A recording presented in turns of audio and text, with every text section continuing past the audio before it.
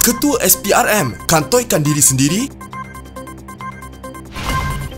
Siasat buku, Tommy Thomas tak mahu beri kerjasama.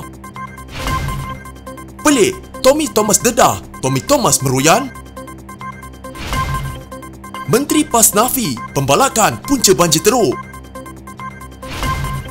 SPRM hina Doktor Malaysia.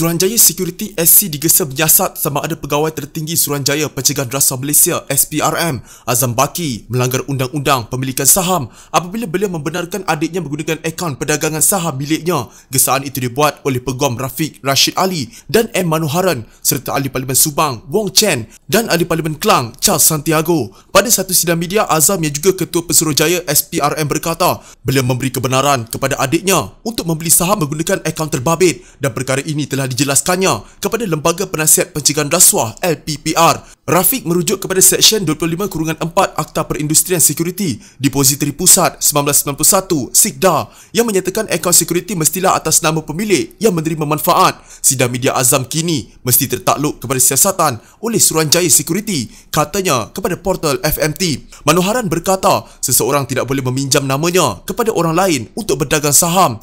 Ini bermakna ia boleh mengelirukan SC dan mungkin terdapat unsur kesalahan, katanya.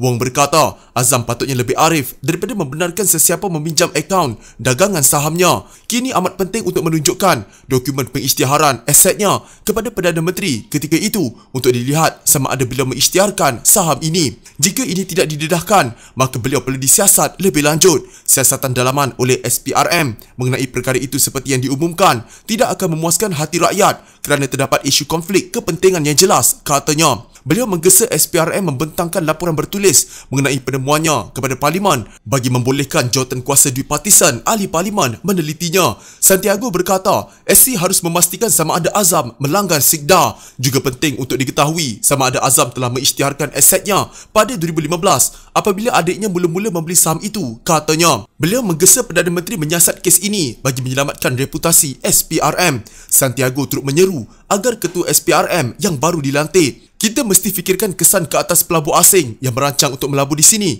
Mereka akan melihat kredibiliti agensi anti rasuah kita, katanya.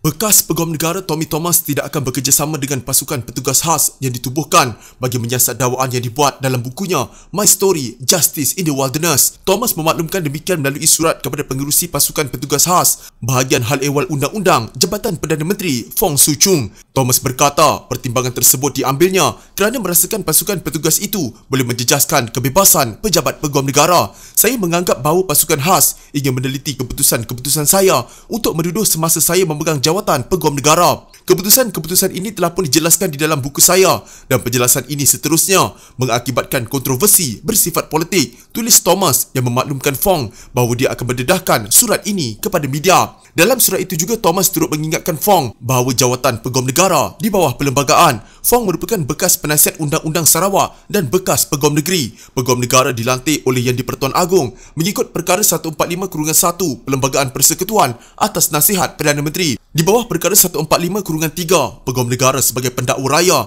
diberi kuasa mengikut budi bicaranya untuk memulakan, menjalankan atau menghentikan sebarang prosiding bagi sesuatu kesalahan kecuali prosiding di hadapan Mahkamah Syariah, Mahkamah Anak Negeri atau Mahkamah Tentera. Budi bicara pendakwa raya telah dibangunkan selama berabad-abad di England dan telah diterima pakai serata Commonwealth. Ia wujud di Malaysia sebelum merdeka. Selanjutnya, dalam perkara-perkara operasi berkenaan, kes-kes spesifik dan berindividu, pendakwa raya, walaupun jika beliau adalah seorang ahli parlimen, dalam tempoh-tempoh selepas merdeka, tidak perlu bertanggungjawab kepada parlimen atau kepada media, tulis Thomas. Kata Thomas, pejabat Peguam Negara juga tidak bertanggungjawab kepada kabinet atau bahagian eksekutif lain berkenaan keputusan mengenai pendakwaan. Jelasnya lagi, Peguam Negara tidak terlibat dalam proses siasatan yang dijalankan polis. Pasukan khas ini menetapkan suatu presiden yang berbahaya dengan meletakkan risiko kepada kebebasan jawatan peguam negara. Saya perlu melindungi penyandang dan bakal peguam-peguam negara. Penyertaan saya dalam pasukan khas akan mengesahkan tujuannya yang tidak berperlembagaan dan akan menetapkan presiden berbahaya yang akan memudaratkan kesemua mereka. Ini bercanggahan dengan kepentingan awam. Bagi sebab-sebab tersebut, saya tidak berniat bekerjasama atau mengambil bahagian dalam pertimbangan-pertimbangan anda, katanya. Menteri di Jabatan Perdana Menteri, Parlimen dan Undang-Undang Wan Junaidi Tuanku Jaafar berkata, pasukan khas itu ditubuhkan bagi menjalankan kajian awal terhadap beberapa dakwaan dalam buku itu, termasuk mengenai pelantikan hakim, campur tangan berlebihan oleh eksekutif dalam badan kehakiman dan pendakwaan terpilih. Pasukan petugas khas akan mengemukakan penemuan dan syawnya kepada Kabinet dalam tempoh 6 bulan dari tarikh pelantikan, katanya. Najib Razak membidas bekas peguam negara Tommy Thomas kerana tidak bersedia bekerjasama dengan pasukan petugas khas yang ditubuhkan untuk menyiasat dakwaan dibuatnya dalam buku My Story, Justice in the Wilderness. Bekas Perdana Menteri itu berkata, Thomas menulis kepada pengurusi pasukan berkenaan, Fong Soo Chung, bahawa beliau tidak akan bekerjasama dalam siasatan berhubung dakwaan melibatkan isu pelantikan hakim campur tangan berlebihan oleh cabang eksekutif kerajaan dalam sistem kehakiman dan pendakwaan terpilih. Tommy sendiri yang bongkarkan isu-isu ini dalam bukunya, sendiri bocor, sendiri meroyan pula apabila kerajaan mahu siasat, katanya dalam catatan Facebook. Dalam surat dilihat portal FMT, Thomas memberitahu Fong beliau tidak berhasrat untuk bekerjasama atau mengambil bahagian dalam siasatan pasukan itu membabitkan bukunya. Beliau berkata, pasukan itu menetapkan duluan berbahaya dan akan merisikokan kebebasan peguam negara. Saya perlu melindungi penyandang dan bakal peguam negara dan semua pegawai jabatan peguam negara AGC yang mesti boleh mengambil keputusan menuduh demi kepentingan terbaik rakyat tanpa ketakutan atau pilih kasih, katanya. Penyertaan saya dalam pasukan petugas khas akan mengesahkan tujuannya yang tidak berperlembagaan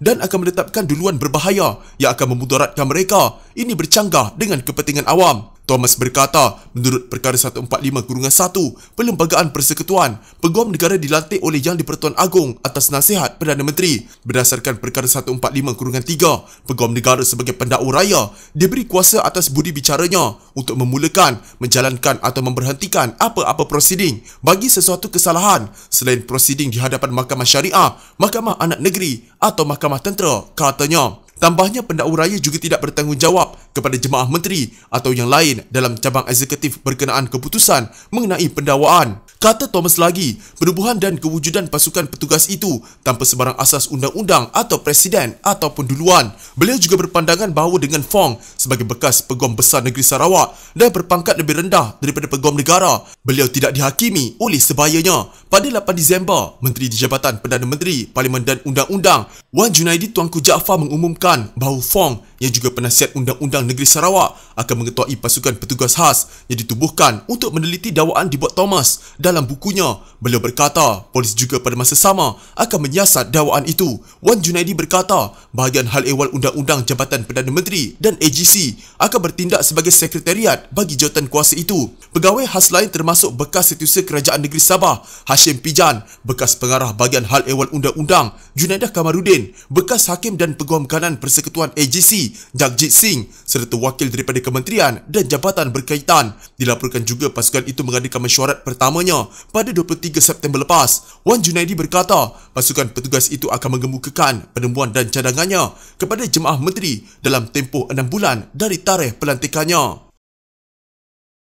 Tiada keperluan untuk menghentikan pembalakan di Kelantan kerana aktiviti itu dilaksanakan mengikut lunas undang-undang dan kuota yang dibenarkan di negeri ini, kata Timbalan Menteri Besar Datuk Muhammad Ahmad Nik Abdullah. Beliau berkata aktiviti itu tidak dilakukan sewenang-wenangnya, sebaliknya ia mengikut terma dan syarat di bawah Akta Perhutanan Negara 1984 dan kuota yang dibenarkan oleh Majlis Perhutanan Negara. Sebagai contoh, setakat tahun ini kita hanya dibenarkan menjalankan pembalakan di kawasan seluas 3,000 hektar sahaja. Tidak boleh lebih. Kalau lebih, kita akan dikenakan tindakan oleh Majlis Perhutanan Negara. Semua had pembalakan ini bukan negeri yang tentukan, tapi Majlis Perhutanan Negara. Kita hanya ikut, katanya kepada pemberita selepas Majlis Amanat Tahun Baru 2022 Menteri Besar Kelantan di Kompleks Kota Darul Naim yang turut dihadiri Menteri Besar Kelantan Datuk Ahmad Yaakob. Beliau berkata demikian sebagai mengulas kewujudan petisyen henti pembalakan dan kemusnahan alam sekarang yang digerakkan oleh Angkatan Belia Islam Malaysia atau ABIM bersama Pertubuhan Perlindungan Hazanah Alam Malaysia PEKA yang telah mengumpulkan lebih 200,000 tanda tangan. Petisyen itu bertujuan menggesa kerajaan negeri untuk mengenakan moratorium atau pemberhentian segera terhadap sebarang aktiviti pembalakan buat masa ini susulan banjir besar yang sering berlaku sejak kebelakangan ini. Muhammad Ammar berkata, kegiatan pembalakan di negeri ini bukanlah penyumbang utama kepada musibah banjir yang menjadi fenomena hampir setiap tahun, memandangkan ia telah dijalankan mengikut prosedur operasi standard yang ditetapkan. Menurutnya, setiap tahun bermula Oktober hingga Disember tiada penebangan pokok yang dibenarkan kerana ia musim tengkujuh. Yang keluar balak dalam musim tengkujuh ketika banjir itu mungkinnya ditebang sebelum tempoh berkenaan dan disimpan di beta kawasan simpanan balak, katanya. Justru beliau meminta orang ramai agar tidak menyalahkan pembalakan sebagai punca banjir kerana pelbagai faktor lain juga perlu diambil kira.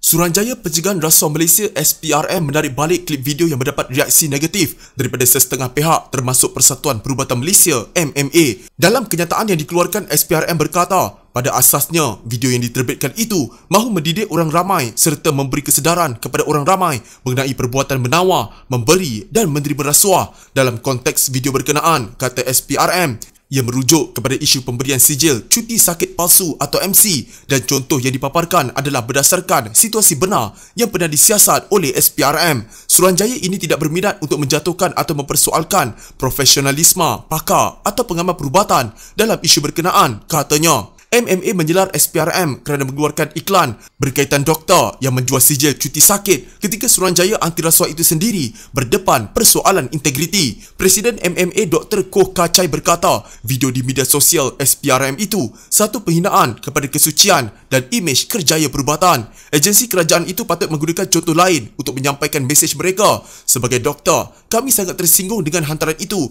yang patut diturunkan serta merta, kata Koh. Video itu memaparkan seorang doktor menulis MC kepada pesakit setelah diberikan sampul. Kata SPRM, kami amat menghargai segala usaha, pengorbanan serta sumbangan setiap pengamal perubatan di negara ini, khususnya ketika negara berdepan dengan penularan wabak penyakit berbahaya. Sumbangan itu bersandarkan kepada nilai kebertanggungjawaban dan kesepaduan. SPRM mengambil keputusan untuk menurunkan video tersebut demi menjaga sensitiviti dan keharmonian semua pihak, katanya.